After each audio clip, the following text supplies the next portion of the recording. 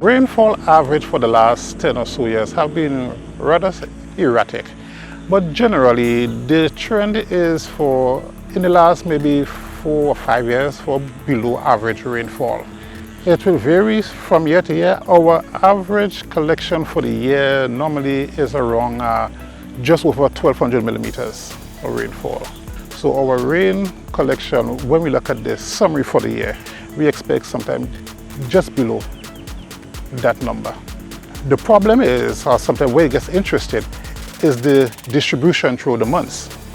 For example, 2022, we had almost average rainfall, but the months of June and July were extremely wet, but we had far below average in the months of September, October, November.